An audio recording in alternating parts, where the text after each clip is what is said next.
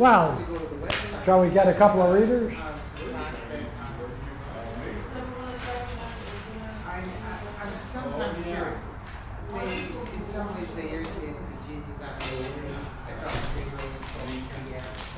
But in other ways, they're genuine spiritual.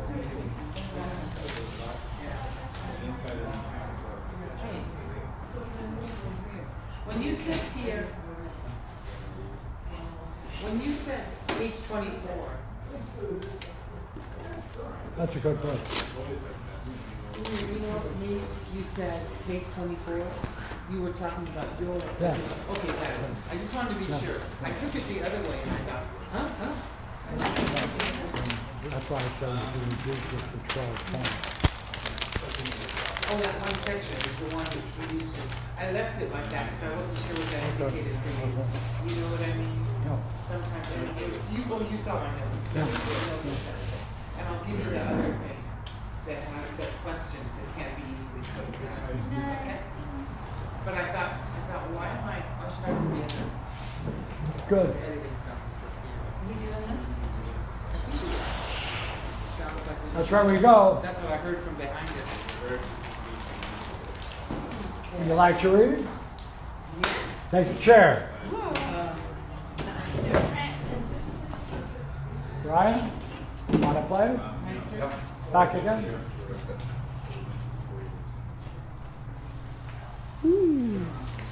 Thank you. Thank you. Thank you.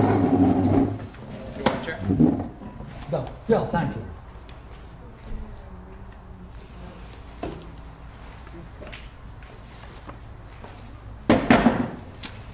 Ooh, who do you want to be? I'll be arm open. Me too.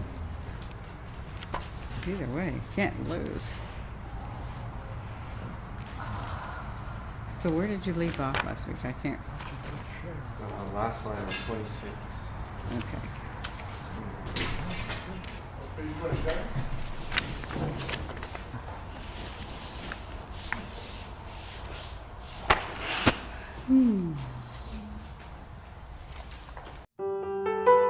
I want to be an author. I want to be a fashion designer. I want to be a pilot. I want to be a teacher. I want to be an entrepreneur.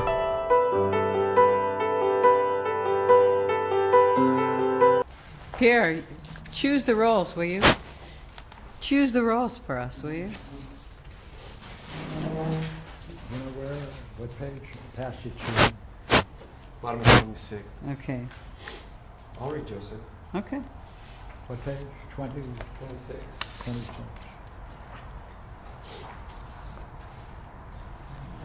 So now you're here. Okay. 26. So I'll start with that. So now that you're here.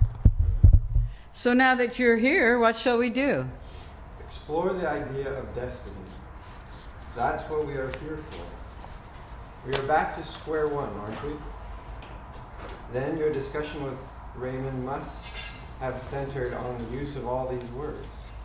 Now I understand a little bit better why he was upset. I remember him being upset over your saying something like, "The fool plays out his fate wearing the mask of righteousness, concealing as it does their every injustice behind a cloak of piety." I found that remark interesting because I saw you have been making a distinction between one's fate and the idea of destiny. I like that because no pathologos belief exists without the mask of the self-image. And I do like the idea of the pathologos because it means what it says, since it is a sick belief. Any idea of the self or the nature of reality that is false is a pathologos belief, right? Play out that drama inherent within the mask, and you have a fated existence. Why? Because any mask we wear is a false image of ourselves. Now, that is what got me to wonder about the talk you had with Raymond. With all this behind us, can we now proceed into this issue of destiny? Fair is fair, as they say. The talk began when I said that the idea of destiny is a central idea in our philosophical midwifery. Now, you have become familiar with our midwifery and even taken on the challenge of being a midwife. So let me ask you if you agree that you have seen sufficient evidence that everyone has been infected with a strange kind of block that makes it impossible for them to gain their most personally meaningful and significant goal. As a result, are they not left pursuing secondary goals like wealth and fame, or they seclude themselves behind a shallow faith and belief? Among those who struggle and get free of such blocks and reach their goal, do you find they must be ready to face a counterattack? It always happens, because the last step in preserving the pathologos belief is the counterattack against getting free. The counterattack has the power that depreciates the goal, and it deprives one of the full significance of their victory. Further, can I assume you have also seen that these blocks are unsuspected false beliefs about the self that were learned in childhood? Yes, to that. I have seen it and heard about it from others. On top of that, I have never, at least so far, heard of anyone having exactly the same problem as anyone else. I've been watching your midwife talks for a while, and especially the dream work you do, and have come to appreciate that each person has a unique problem.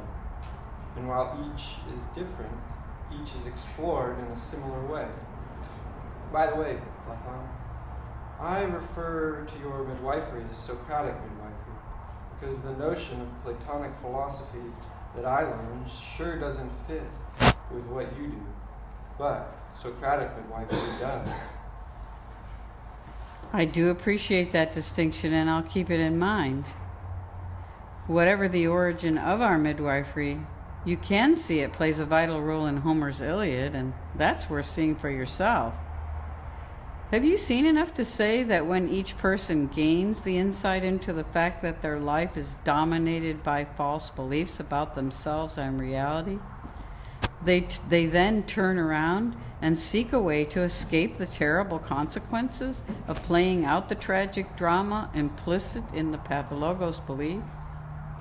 Would you also say that they begin to gain a confidence in their own understanding as they work through the drama of their pathologos belief and come to see their life has been filled with unwanted and unnecessary absurdities and suffering? Yes, and I hadn't guessed that these explorations would bring me to see how the mind functions. Careful, Joseph, you are using the idea of mind more frequently. The more you see its depth in your own life, the more natural it is to use that idea. I do think it may be that your involvement in our midwifery has centered you more in the mind than before. Is that not likely? Yes, and so now I guess I can count myself being much more in that inner group. I have learned much and look forward to learning more.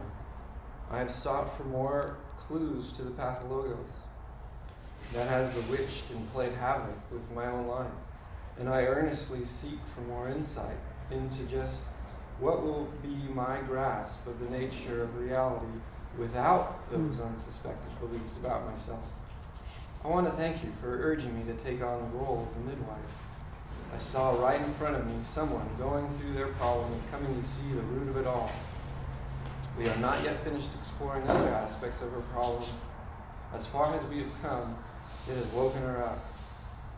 I have to admit that I never could have seen what power and scope lies behind a few simple words of her pathologos belief until I saw the terrible impact they had on me.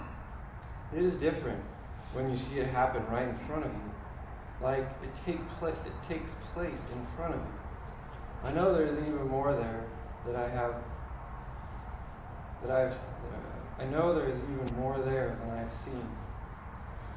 Yes, and as the Pathologos is an image of the Logos and has power and influence over a wide area of human life, so too the Logos' power and scope must be far beyond it in dignity and power. You are moving from learning midwifery as a subject to learning it as a master would. They're different. When you were the subject, what we called being pregnant, you could see your particular problem play itself out, can reflect on all that has been brought to light, and can discover the key words that have captured the soul into the trap of the Pathologos. This kind of seeing nails down how one's mind is functioning, and in seeing that, you directly perceive the process of our midwifery being truly therapeutic. The midwife, on the other hand, sees how the same kind of questions can repeatedly bring the mind to turn upon itself and see what had been hidden. The one is particular, while the other is general. One opens a mind, while the other sees mind functioning again and again in the same way, and can thus come to see the loftiness of mind itself. That's true. And I know there is more for me to see about how the mind functions in midwifery. As you know, I have had a few midwife talks already. Went through a bunch of dream analysis, did a couple of workshops, and now I've had my first experience being a midwife. While I'm looking forward to your review of my last talk, I'd like to say a few things about what I have seen in the recent midwife talks I had with Fred as a midwife. I am most curious about this idea of the Logos, and would like to tell you about what I've seen. Oh, it will be my pleasure indeed to hear it. Please continue. First off, I've come to see what I never could have guessed was there for me to see.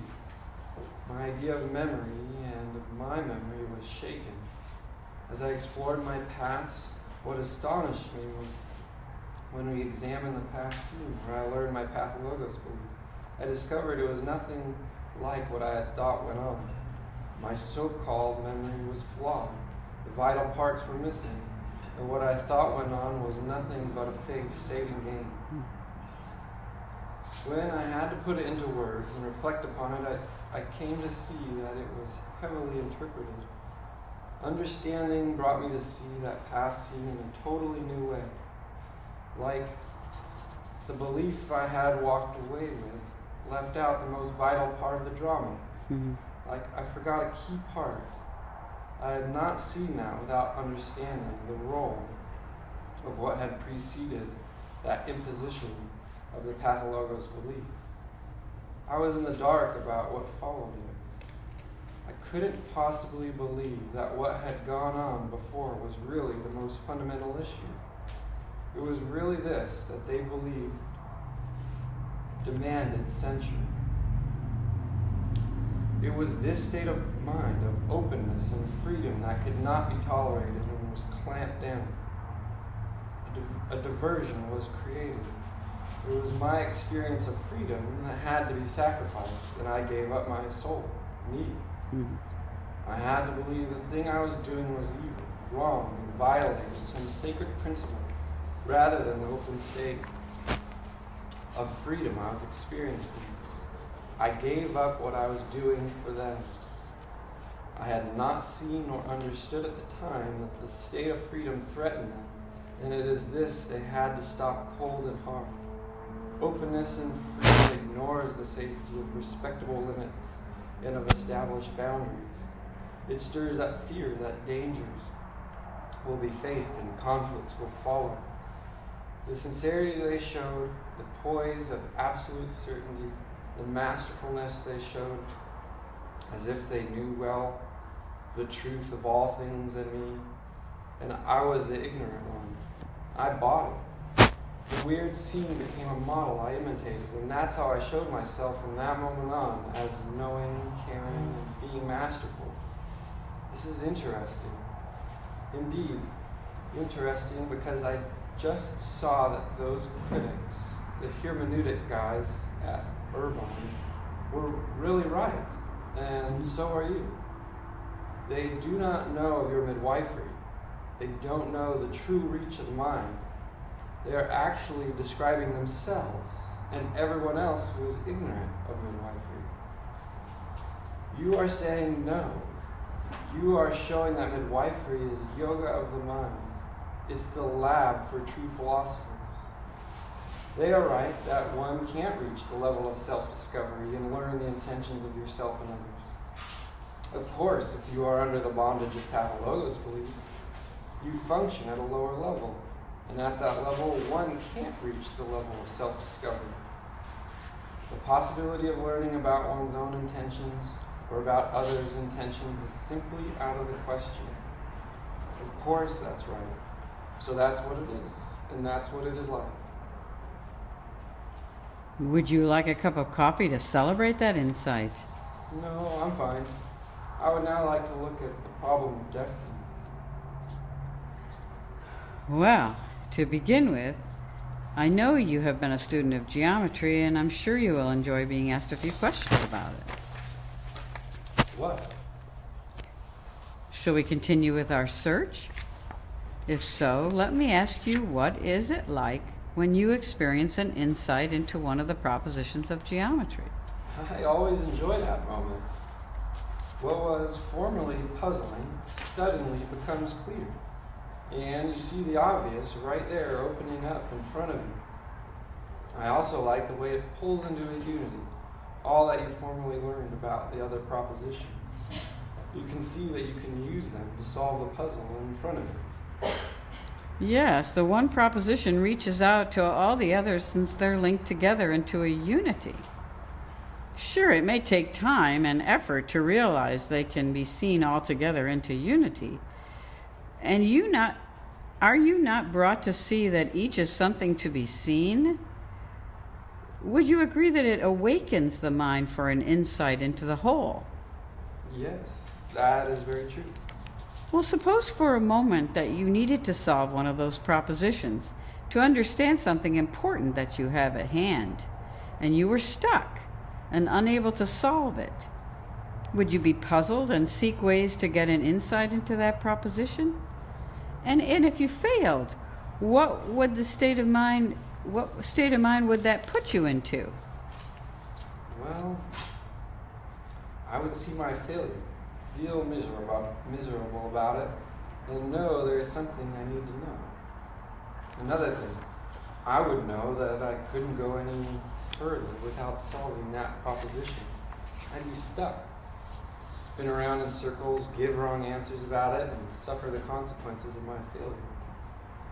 And so what's it like when you gain an insight into such a problem? Now that is neat. It shows you it was worth all the effort to go through what you had to do in order to see it. You can see how it ties in all the other propositions you've solved and brings you into a sense of unity. Neat, it is. True, and this splendid unity completes it. If it is one that is key to others, then from it you can see the propositions are related to it. Then you know that each is to be seen, each solved, each linked with others. For of the many propositions of geometry, each is a puzzle to be solved, and when solved, it can be demonstrated before others. After you see it all, you can then move on to find another kind of puzzle to work on, since from this point on you have solved geometry. Yes, it is like that. But I didn't get that kind of seeing in algebra. Well, now what would follow if we can say that each person has their own unique problem to solve? It is something that they have been born into, and until they solve it, they stand puzzled and bewildered about it. Now, you've been through midwife talks yourself, seen and heard several such talks. And is it not true that you have seen over and over again that we apply the lessons we have learned in our youth to our present without realizing the present is not analogous to the past, nor that our earlier conclusions were based upon saving those we loved? In that sense, we saved an image of the family for ourselves within which we could then manage to survive. Sure, we are likely to have gone around in circles through these early scenes, but for all that, we became a member of the clan, could fit in, and took on a role along with them. Yes, I do see your point. In a similar way, I would like to say that before that, they would be stuck, spin around in circles, give wrong answers about their life, and suffer the consequences. And what other similarities do you find? I'm not sure about this, but the language we are using suggests something interesting. I think I see the analogy you are working with. If each person is like a proposition that has to be solved, then we stand together as a bunch of problems waiting to be solved. Good, Joseph. Is it likely that no one could possibly succeed with a more advanced study unless they had mastered its prerequisites? So you are saying that the next stage in human development rests upon the mastery of our pathologos belief problems. Interesting indeed. I'd say interesting. Now that is neat. Well, it looks as though you just moved from one to all, from each person's problem to the general idea of human development. Can you add a few more words to that? How would you say it might apply to man or the soul? I'll give it a try. The soul is one, and each soul is here to solve the unique problem of their existence. Well, if so, then each of us is needed. If there are these things that we must understand, and that we are it. Sure, I see how Plato's myth of Earth fits into this. Correct if I am in... Correct me. Yeah. Correct me if I'm in any way mistaken, but didn't he put forward the idea that we take with us into our next afterlife, in reincarnation, all that we have learned and developed? Yes, you have it. You might want to also check the myth from the Phaedo and see what he says about the afterlife of the philosopher. I do believe I let something slip by me that I would like to return to. As I recall, you said something like we were born into our problems, and if that is right, I sure would like to hear how you came to that idea.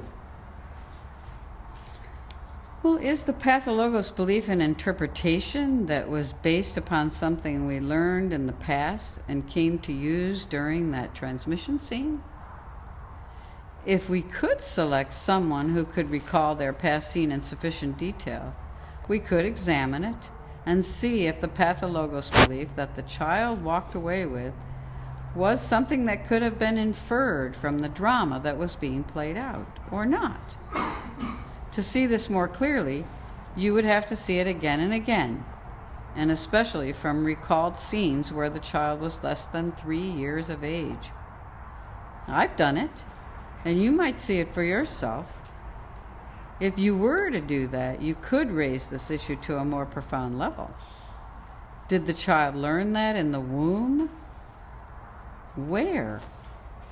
Now there is a curious question for you to answer.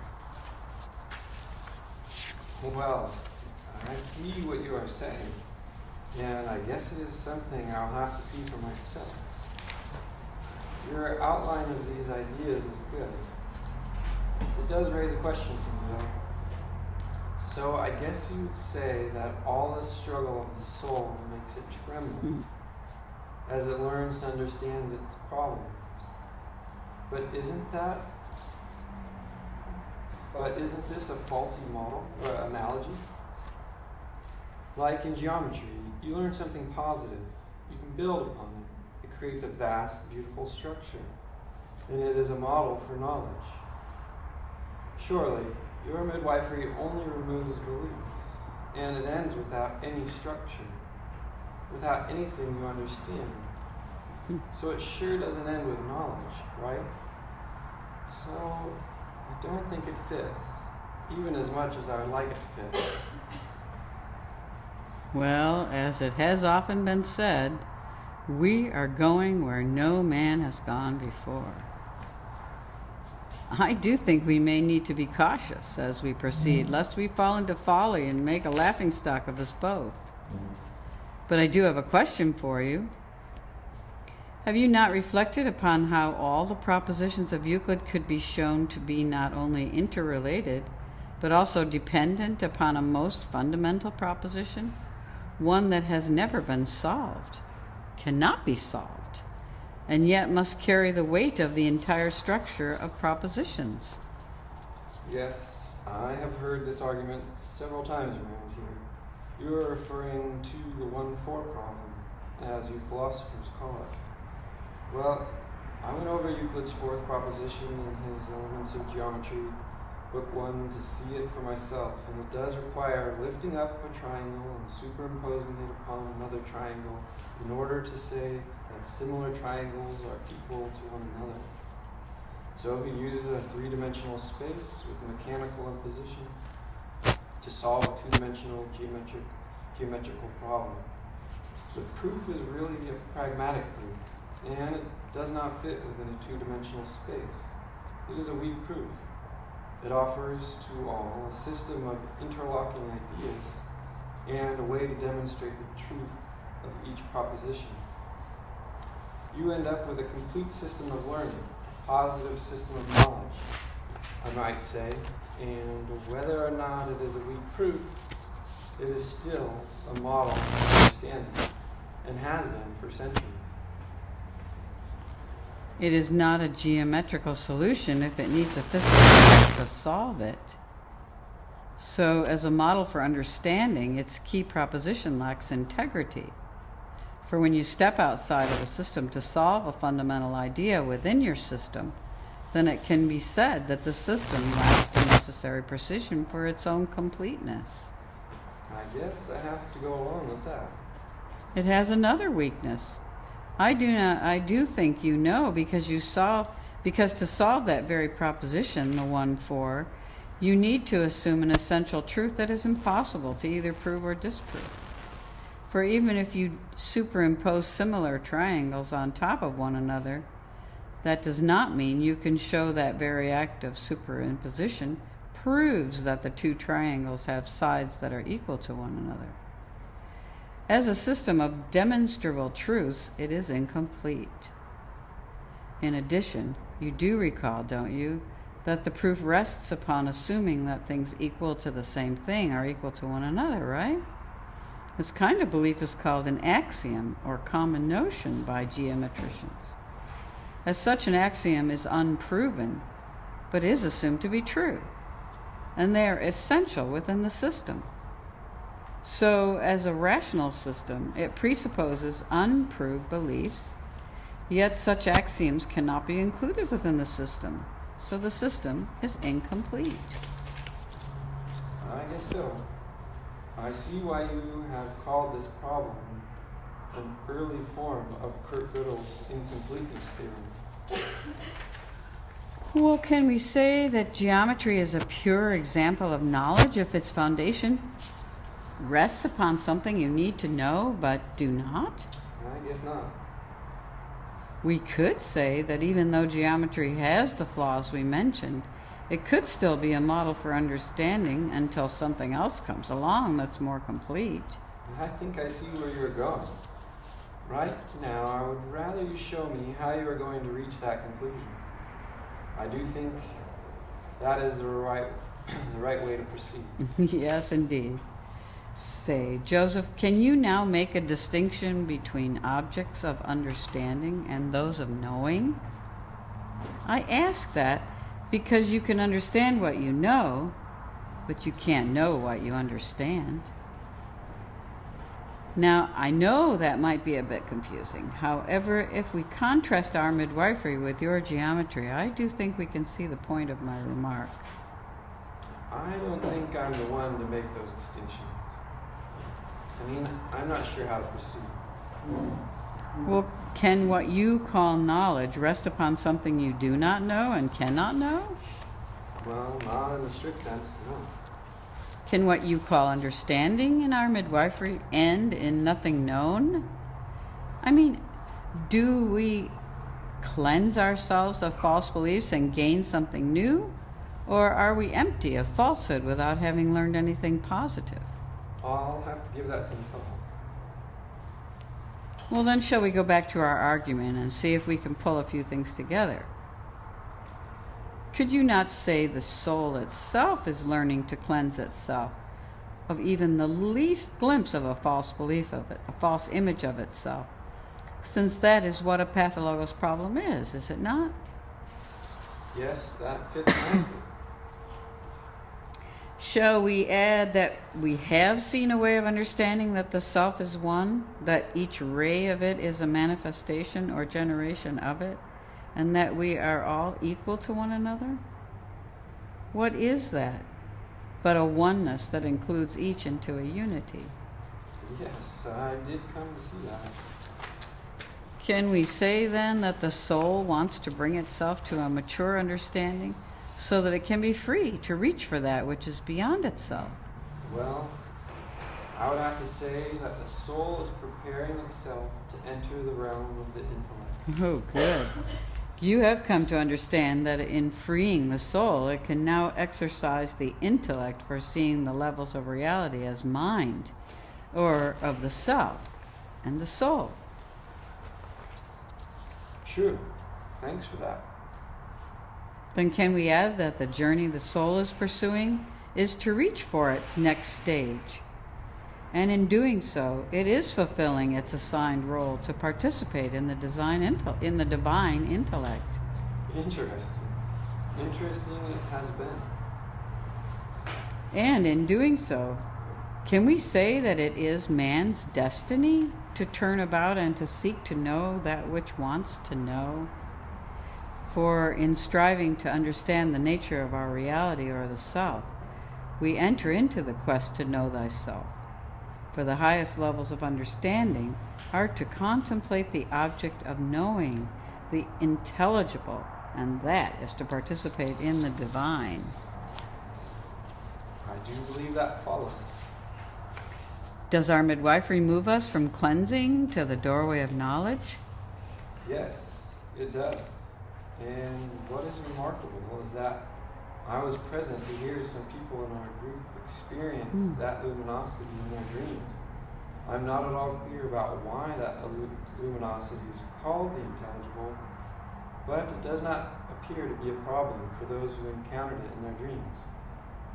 I can guess that in that state they are empty of their pathologos problems, at least for a while. Then as being empty is a movement to the possibility of pure knowledge, so too it brings one to the practice of the contemplative arts to secure the knowledge of the intelligible. Sure thing. And it also comes in dreams. Now, I'll ask the question. Can philosophical midwifery count as the system of understanding we are seeking? Before we explore that idea, let's review what is included in the idea of our midwifery. The purification of pathologos beliefs is the first stage of our midwifery, as the second is to understand the object of knowledge, the divine luminosity that Plato calls being, through the dialectic. And then there comes the dialectic, which turns to that mystery of why the one gave birth to pure being. As you know, that's the root of Plato's Parmenides, Plotinus, Proclus, and Damascius. We can add another illustrious philosopher to the list who is also often ignored by contemporary philosophers, Ficino, whose excellent commentary on the Parmenides is worth the reading. Well, one thing we can say is that Ficino did revive the Platonic tradition, didn't he? Yes, and Ficino was the voice of philosophy for several hundred years until critical dating showed his belief about the antiquity of his sources was shown to be in error. However, moderns cannot relate to his rational mysticism, but we, for our part, have no problem accepting it. He did a beautiful and insightful work on the theology of Plato. We have something here to discover. These works are now becoming available to us all. It is a good deal of work, even if we only want to see them. It is a good deal of work, even if we only want to see what they did achieve. It is a challenge, and a good one. How do you see it going? Let me repeat this. You have grasped it well. Well, one thing we can say is that midwifery does rest upon something real, reality. Interesting, indeed. But how will it play out in our present crisis? The problem is ignorance. It always has been the problem. Ignorance is a curious term, isn't it? We are ignorant of something. Are we not? What is the mark of this kind of ignorance, since there is a loyalty to it? Thanks for that. Good point. Loyalty to false beliefs can be traced to a curious problem. It is an avoidance of seeing that all sacred literature and teaching has a symbolic function. And when taken literally, it undermines and spells the doom for thy understanding. Why do you say that? Because people imitate their heroes, and so they play out the absurd and entirely miss the higher level of their own teachings. Would you want anyone in a position of power and leadership to take their religion literally? If you let them, that's what they do. Yes, because what follows always spills over into the same tragic monstrosities. Then you get religious wars, inquisitions, cultural genocide as they prepare for the final battle. Curious as it is, and absurd to think a God needs mankind to fight his cosmic war. Why, you might ask? Because that would be proof of the God's own inadequacy and lack of true power and intelligence. Man is just prone to ignorance. Maybe there are too few capable of vision and understanding. For the many out there, they need belief, or they face that fear they try to hide from. Well, perhaps, but there is nothing new about today's struggle. The three types that play themselves out in the drama of seeking solutions to life are no different than what they've always been. There are those consciously pursuing their vision of what is right or just, both for themselves and the planet. There are those who oppose any such reform, and there are those who are indifferent. During our present crisis, these three types will become more extreme, more visible, and this will naturally produce the new man of vision and awakened intellect. It occurred once before, but only lasted a very brief time. The emergence of the man of Hellas, as it was once called, or being a Hellene, which of course has nothing to do with your birth or your language, but rather participating in a state of freedom of mind with integrity. You know, of course, that your suggestion that I get into Aeschylus's suppliant maidens turned out to be very important. It changed completely my idea of what the ancient Greek civilization was all about. I never could have thought that the way to present a truly convincing argument that all those who are rational belong to a separate race of man could have been brought about in a play about a struggle of women against being abducted. Startling it was, and still is. It is such a startling vision of man that it makes a joke of the idea of the chosen people.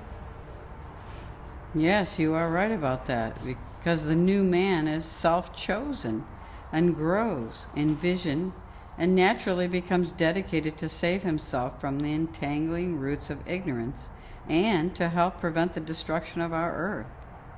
Standing against the absurd and destructive forces in society does not need a political philosophy, but the willingness to become part of the fellowship of many opposing the absurd. The vision of that noble man needs to become more visible. More of us need to see it and choose to become part of it. How will it show itself right now with the issues we face? For it is obvious we are facing real issues everywhere. I agree. And the most basic issue is to arouse our fellow man to halt the suicidal path we are taking that can only end with the destruction of our earth and ourselves. For without our survival, there wouldn't be any higher or spiritual goals for us to reach. I'm going along with you. Go ahead. Well, the cause of our present plight is that we have allowed those in power to continue their nihilistic power quest. We have allowed them to go unchallenged and unopposed. Yes, that's so.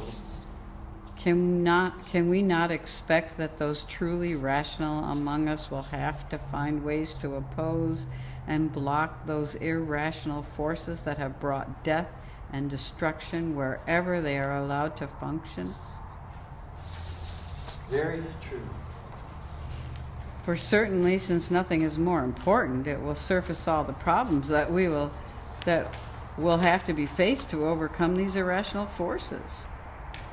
However, I doubt it will be easy to even see them. They are hidden from view. These irrational forces keep from the public view and hide their intentions.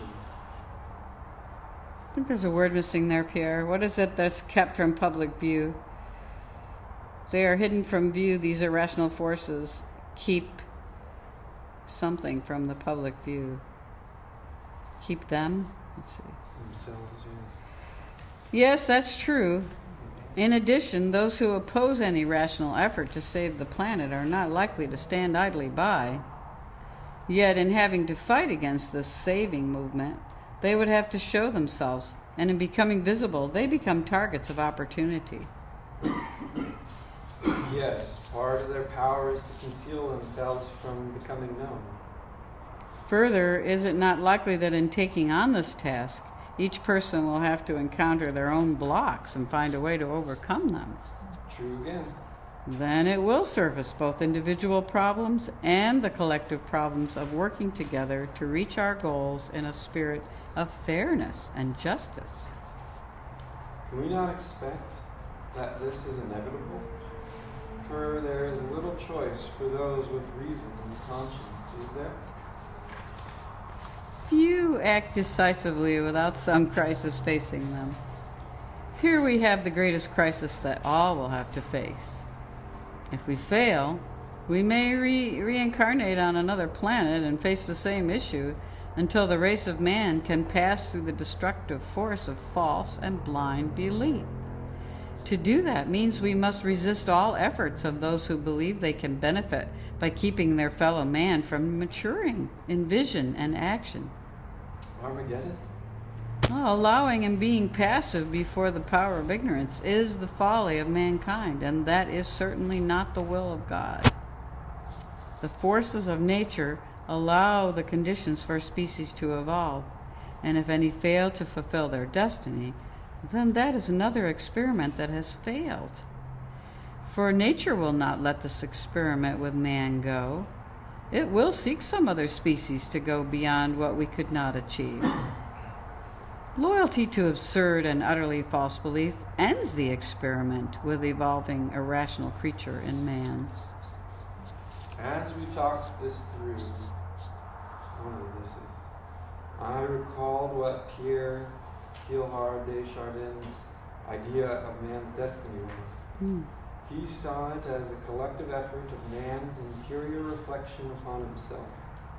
I truly like that idea, and I see that's what we do. He argued, as you doubtlessly know, that this effort of reflection brings about a unification within oneself, in a union with a cosmic center of centers, which he calls the Omega Point. What I had thought he saw clearly was something I only see you doing. So he didn't see it, you did. He talks about the inevitability of this cosmic involution without giving any hint of just how this is to take place. However, you have developed this Socratic midwifery of yours that might be the tool to achieve this cosmic involution. He has faith, and you go for understanding, and never the twain will meet. I wonder if you put into words what he could not foresee. I guess this is another turn of philosophy's struggle with religion. There aren't many people who are into the study of man's destiny, so I am pleased you shared with me your thoughts about man. Interesting, isn't it, that there are many points of similarity between what we've covered and what you've outlined? Shall we admit him among the modern day Platonists? Sure. Another heretic will fill my day. Thanks. I thoroughly enjoyed going over this, and I am sure to reflect upon it. Then we can trust that it may indeed lead us to that center of centers that we call the idea of man that is among the intelligibles. So, the struggle forces us to awaken to a higher level of existence. And some will make it, and others not. I guess that's the way it just might be. And we can say that the struggle to overcome the plight of man's ignorance is the core problem we face. And in winning that struggle, we enter into a new stage of the unfoldment of the destiny of man. You see the struggle within man and within the family. But there are larger forces in society that are not likely to smile upon your efforts. Oh yes, Pol Pot and the Islamist Boko Haram are merely the latest signs of the crisis of what's coming. These two are not only against Western education, but against anyone who shows evidence that they have been influenced by what they see as Western culture. The gulags of communism and the Nazis swept intellectuals into their concentration camps. When people see others as moving beyond themselves, there is this intolerance that rises to crush them. When children show signs of a love of their freedom and an openness, it is always seen as a danger in a family, for no other reason that the parents can anticipate these children will create problems wherever they go by testing the boundaries and limits of society. This is another sign of the fear of the mind. Where will you find supporters? How can you make a dent against such formidable odds? Well, people of like minds should come to know one another. There are direct ways this can be done. Certainly, the internet offers the way and the chance to share ideas. Aside from this, we can look forward to those NDE people, the near-death experiencers, because they have a wide range of experiences that can support much of what we're pointing to. NDE. Do you mean those who appear to have died and returned and gave vivid reports about what they encountered? I am just getting into that literature, and I find it remarkable. The survivors do give a common experience, or what seems to me within a common range. I like the fact that most seem to have had an experience of luminous light, and I am sure that interests you, right? True. And the more we can find a commonness among people who experience out-of-the-body experiences and bring these accounts to the public, the more it will be possible to introduce other ideas akin to such experiences. What else? Well, we can say that in the same way there are people who can recall having reincarnation experiences that should come forward and share their stories. Equally, there are those mystics who can share with us and confirm much that we have said. You are saying that it is time for people of the mind to share their stories and work together to make better known the philosophy of the mind. I think you are confident that they will share this Platonic vision. Is that right? Yes, indeed. You have it right, Joseph. I would say that it is time to put aside the fear of the mind and cultivate a true philosophy of the mind. Shall I ask if you think you can make Platonists out of Tibetan Buddhists? Well, actually, they share much in common. Have you compared their Tibetan Book of the Dead with Plato's after-death stories in his Republic and in his Phaedo? For if you do, you will see many similarities.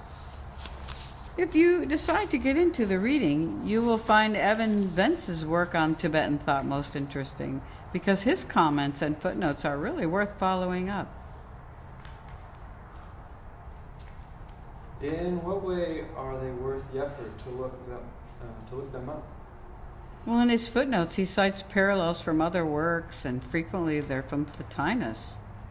Well, that makes it another quest I'll follow up on to see for myself what's there. When all this comes together, what would you say has been brought into existence? It would be a new theology of the Platonic tradition that would differ from Proclus's The Theology of Plato, because his was continuing the tradition of Iamblichus's triads. What we would be doing would be centering it upon the fullest range of human experience and inferring from that a metaphysics. From this perspective, our use of the key term of ousia, or essence, moves away from considering it as a substance. It would also confirm and supplant Plato's use of mythology, as it would provide more details about how the dialectic can be used to gain freedom from the cave and bring one to the upper world. This distinction you make over the term ousia was one of the ideas I was going to ask you about. It sounds important, so where would I go to see it? Well, you will find an initial look of the idea of ousia in the later part of the first hypothesis in the Parmenides, as well as in the second and third of those hypotheses. But, and it is an important but, you will need to get a Maria and Juan Balboa translation, because there the Greek ousia is called essential being, and other translations, including the Loeb, use the term being. For a discussion on substance, you can check Domasius's Problems and Solutions. You will find a neat discussion of substance in section 4 under the title Unified Substance. It is really a discussion of ousia, and if you check it out, you can see how he understands the idea. If you draw all these people and sources together, you will have one interesting work. It would be startling to behold and fun to read. It ought to have descriptions of profound experiences, speculations, and the dialectic all rolled into one. Yes, it would be a resource for all seekers to consult and to contribute to. I'm glad you think highly of our project. Well, that brings us to a conclusion and an assignment for me.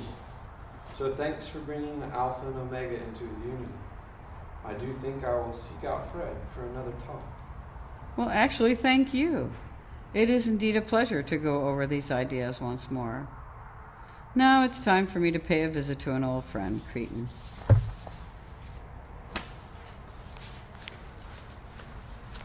Good job, good job. Good job, Pierre. Thank you. Nicely done. Nicely done. Homework. Done. Yeah. Well, the dialogue gives us a lot of homework. Yes. Yeah. Things to do.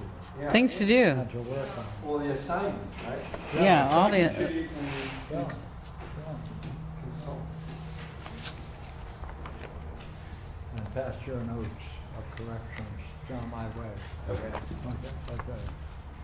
You got some too, Yeah, I wrote them in here. I wrote them on here. If you want them, just take this. It's just a few. It's yours. I wrote corrections in there. If Oh, you want to good. take it, you're welcome too. I'm sure there are 2 or 3 Thank or you, 4 guys. or 5 versions somewhere. Oh, we don't think so, actually, we kept it pretty tight. Well, even so, it brings one Right. humble. But I Well, wonder yeah, if I I send said you that. with We'll these see little the- icons will Incorporate catch some it, of the right? corrections, Yes. and then you print it out. Yes. Yes. And I know some of That's the why I said, you corrections know, don't it's make it. So how's the work? Reader allows How's the work? but then it's amazing that it stays in my Yeah, but what folder. I've been doing is. So all it is, I just want to bring it to your attention at any time. Good.